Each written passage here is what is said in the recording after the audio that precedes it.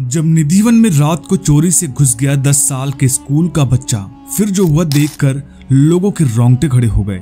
निधिवन वृंदावन का यह पवित्र स्थान, जहां माना जाता है कि रात्रि में श्री कृष्ण गोपियों के साथ रास रचाने आते हैं। यह स्थान अपनी रहस्यमयी घटनाओं और अद्भुत चमत्कारों के लिए जाना जाता है। हर दिन सैकड़ों श्रद्धालु यहाँ आते हैं, लेकिन रात्रि के समय यहाँ कोई नहीं रुकता। लेकिन क्या होता है जब कोई इंसान रात के वक्त निधिवन में चला जाता है? आइए आज की इस घटना की शुरुआत करते हैं, लेकिन उससे पहले सभी श्रद्धालु कमेंट बॉक्स में जय श्री कृष्णा जरूर लिखेगा और ऐसी और वीडियोस देखने के लिए इस चैनल को सब्सक्राइब करना मत भूलिएगा। आज की घटना है एक 10 साल के बच्चे राधे की, जो निधिवन के एक कर्मचारी का पुत्र था। राधे के पिता मुरारी निधिवन के देख रेख करने वालों में से एक थे।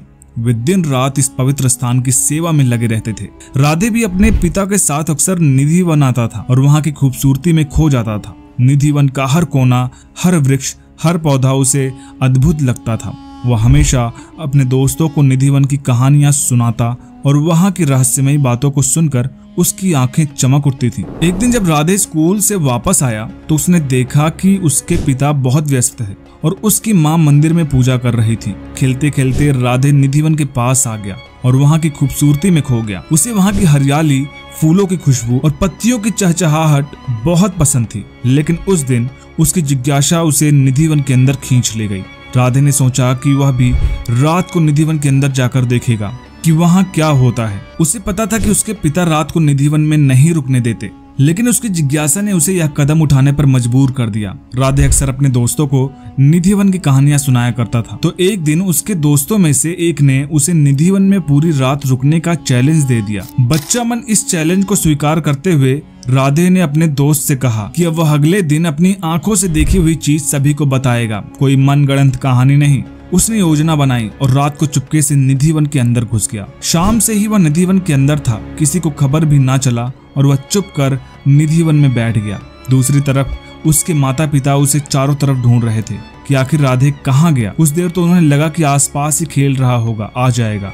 देखते ही देखते रात के 9 बजे, लेकिन राधे का कोई अता पता नहीं चला। तब उसकी माँ को चिंता हुई और दोनों पति पत्नी अपने बेटे को ढूंढने के लिए निकल पड़े। वहीं दूसरी तरफ रात के 10 के करीब राधे ने देखा कि निधिवन का हर कोना दिव्य प्रकाश से जगमगा रहा है। वह आश्चर्यचकित था और उसे विश्वास नहीं हो रहा था कि वह जो देख रहा है वह सच है। निधिवन की खूबसूरती को देखते देखते राधे की आंख लग गई। अचानक उसे एक सपना सा आने लगा। उसने देखा कि श्री कृष्ण गोपियों के साथ रास रचाते हुए अद्भुत रूप में प्रकट हुए हैं। उनकी बांसुरी की मधुर धुन चारों ओर गूंज रही थी और गोपियों की हंसी ठिठोली से पूरा निधिवन गूंज उठा। राधे के रोंगटे खड़े हो गए।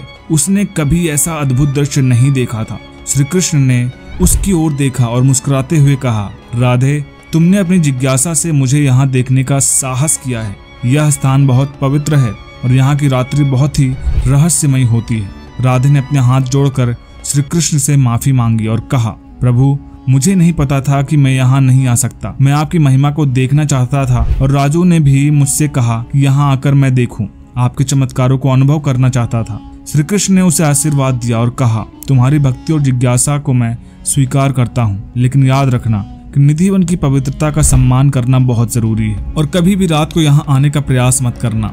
राधे ने श्री कृष्ण की बात मानी और वहां से चला गया। सुबह होते ही वह अपने पिता के पास पहुंचा और सारी घटना बताई।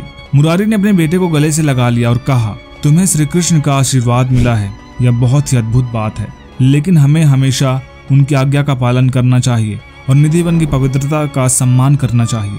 यह घटना गांव में फैल गई और सभी लोग राधे की बहादुरी और श्री कृष्ण के चमत्कार की कहानी सुनाने लगे। सभी ने यह मान लिया था कि निधिवन वास्तव में एक पवित्र और अद्भुत स्थान है, जहां श्री कृष्ण का आशीर्वाद हमेशा बना रहता है। राधे की यह कहानी सभी को यह सिखाती है कि भगवान की भक्ति और उनकी महिमा का अनुभव करना एक अद्भुत अनुभूति है, लेकिन उनकी पवित्रता और आज्ञा का सम्मान करना भी उतना ही महत्वपूर्ण है।